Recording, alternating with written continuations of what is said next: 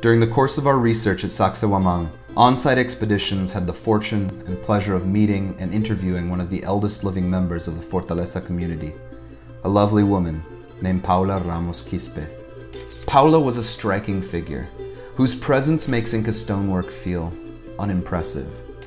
Every day she would trek from her son's home down to the ruins of Saqsaywaman with a large knapsack on her back to take pictures with the tourists and earn a few extra soles here and there.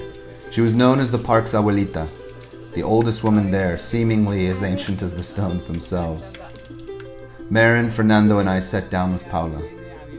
She didn't speak much Spanish, but in her native Quechua she told us stunning stories of a pastoral childhood tending to her livestock, her move from Chinchero to Fortaleza long ago with the love of her life, how she witnessed all the region's agricultural and communal reforms over the years, along with the eventual rise of tourism in Cusco. She also discussed the stories she had been told by her ancestors about the archaeological site and how their connection to the earth gave them special powers over the land. And finally, she recounted the deep sorrow of having to bury her husband and children over the years. And while we were in Fernando's car, Paola looked down and honed in on Marin's jewelry, specifically this little purple stone silver ring from California.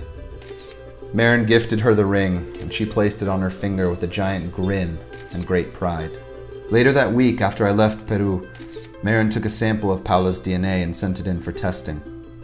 We soon found out that she had 99 to 100% native blood.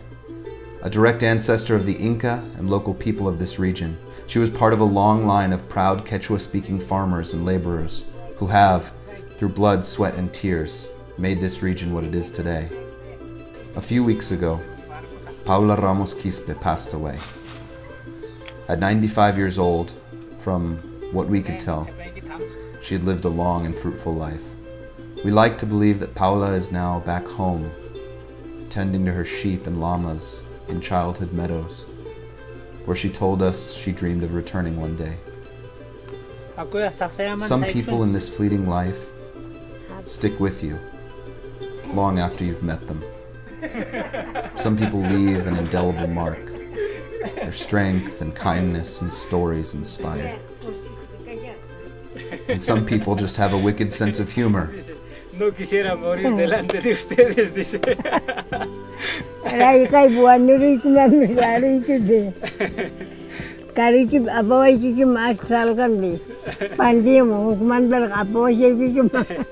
Dice, antes de que te vayas para tu país, primero tendrías que enterrarme en el cementerio y eso no me gustaría, dice.